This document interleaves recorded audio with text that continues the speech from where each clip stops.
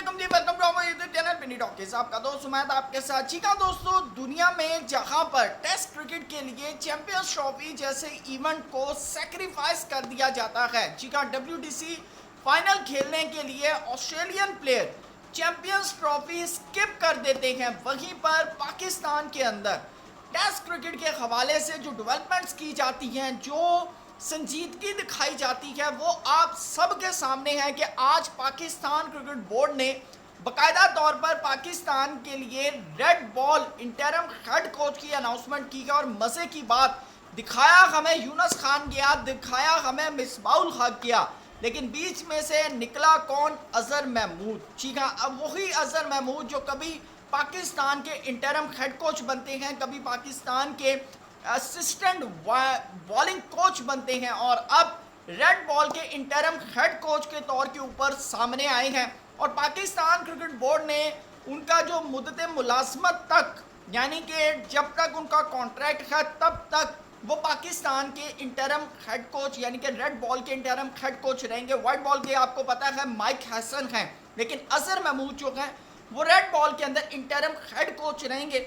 और मज़े की बात आपको बताता चलूँ कि जिस वक्त पाकिस्तान अपना WTC साइकिल का पहला टेस्ट सीरीज खेल रही होगी साउथ अफ्रीका के खिलाफ, वो अजहर महमूद की आखिरी टेस्ट सीरीज होगी। Can you imagine?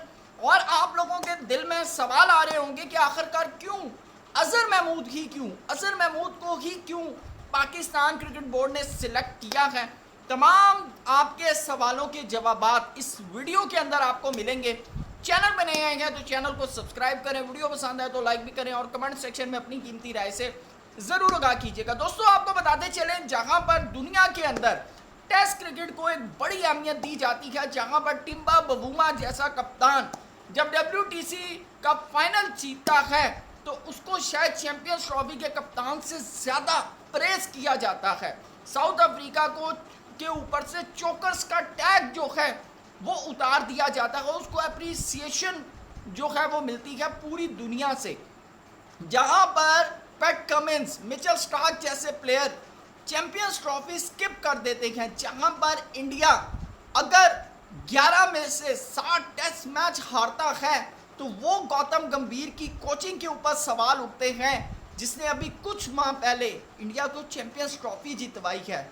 वही टेस्ट क्रिकेट जब पाकिस्तान के अंदर आती है तो उसको देखकर हम interim head coach, interim red coach या रेड बॉल का कोच किसको हायर करते हैं? उस बंदे को कि जो पिछले 3 या 4 साल से पाकिस्तान के क्रिकेट टीम के साथ अटैच है, लेकिन अभी तक उसका हासिल वसूल कुछ भी नहीं है। बड़ा क्लियरली मैं बात करूंगा अजहर महमूद साहब की, अगर यानी कि अपॉइंटमेंट की बात करूं as a red ball coach, तो बड़ा क्लियर है कि भाई जब वो हमारे इंटरम हेड कोच थे वाइट बॉल के, उस वक्त पाकिस्तान ने न्यूजीलैंड की सी टीम के साथ मैचेस खेले थे T20, और पाकिस्तान वो सीरीज़ नहीं जीता था। आप हैरान हो रहे होंगे। और जब वो पाकिस्तान के बॉलिंग कोच नहीं हैं तो शाहीन, हारिस और नसीम की बॉलिंग आप लोगों के सामने है कि हमारी बॉलिंग लाइनअप क्या फ्लॉप हुई है। पाकिस्तान ने क्रिकेट के अंदर स्ट्रगल करनी शुरू कर दी है, हमारे मैदान खाली हो गए हैं। हम कहते हैं कि भाई PSL है, पब्लिक क्यों नहीं आ रही? पाकिस्तान की सीरीज़ है, पब्लिक क्यों नहीं आ रही? पब्लिक इसलिए नहीं आ रही जनाब कि हमारी परफॉर्मेंस नहीं आ रही। और परफॉर्मेंस कैसे आएगी जब हमारे कोचेस ही, मैं उनकी परफॉर्मेंस के ऊपर बात नहीं करूंगा अजहर महमूद की, लेकिन मैं बात करना चाहूँगा कि जहाँ पर दुनिया के अंदर टेस्ट क्रिकेट को लेकर, टेस्ट क्रिकेट को लाइव रखने के लिए, जिंदा रखने के लिए बड़े बड़े डिसीजन लिए जाते हैं, वहीं पर पाकिस्तान के अंदर जब हम रेड बॉल का कोच अपॉइंट करते हैं, जबकि मेरे ख्याल से इस दफ़ा पाकिस्तान के लिए WTC फाइनल खेलना बहुत आसान है, क्योंकि पाकिस्तान ने अपने घर के अंदर 3 सीरीज़ खेलनी है, जिसके अंदर एक साउथ अफ्रीका है, न्यूजीलैंड है और श्रीलंका है। जी हाँ, और सिर्फ जो हमने बाहर जाकर खेलनी है 3 सीरीज़, जिसके अंदर सबसे बड़ी जो सीरीज़ और मेरे ख्याल से मुश्किल सीरीज़ है तो वो इंग्लैंड की सीरीज़ है। उसके अलावा बांग्लादेश के साथ खेलना और उसके अलावा वेस्ट इंडीज़ के साथ खेलना। ऑल दो कि वेस्ट इंडीज़ ने ऑस्ट्रेलिया को इतनी आसानी से जीत नहीं दी, लेकिन पाकिस्तान फिर भी कुछ ना कुछ, मुझे उम्मीद है कि कुछ ना कुछ कर ज़रूर लेगा। लेकिन सवाल आता है हमारी टेस्ट क्रिकेट के ऊपर, जो कि डे बाय डे नीचे की तरफ जा रही है। हम अगर टेस्ट रैंकिंग के अंदर बात करें तो हम बिल्कुल निचले लेवल के ऊपर खड़े हैं।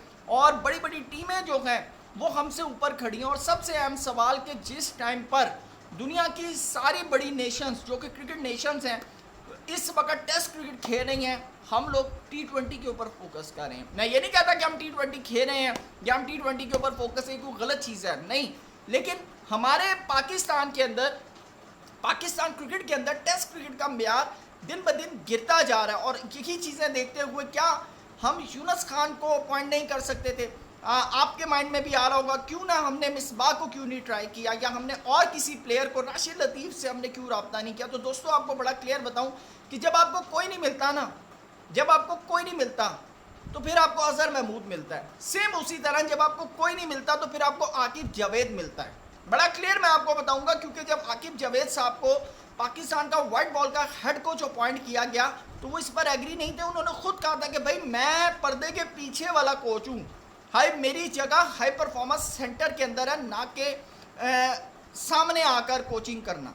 ये बड़ा क्लियर आकिब जावेद साहब ने कहा था। और आप देखिए जैसे ही माइक हसन आए हैं वो चुप करके साइड पर हो गए हैं। सेम सिनेरियो अब इस वक्त रेड बॉल की कोचिंग के हवाले से बात करें तो पाकिस्तान के पास अभी कोई मजबूत कैंडिडेट नहीं है।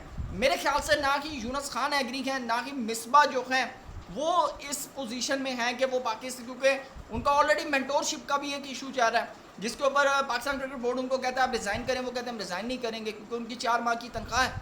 तो मेरे ख्याल से एक ये रोल है जिसकी वजह से शायद मिसबा का नाम जो है वो सामने नहीं आया। तो अजहर महमूद को अब जो है पाकिस्तान क्रिकेट बोर्ड लाया। लेकिन यहाँ पर एक जो सबसे बड़ा जो क्वेश्चन मार्क है वो ये है कि पाकिस्तान जब अपनी सबसे अहम टेस्ट सीरीज़ खेलेगा साउथ अफ्रीका के ख़िलाफ़, अगर हम अजहर महमूद के कॉन्ट्रैक्ट की बात करें तो वो उनकी आखिरी सीरीज़ होगी।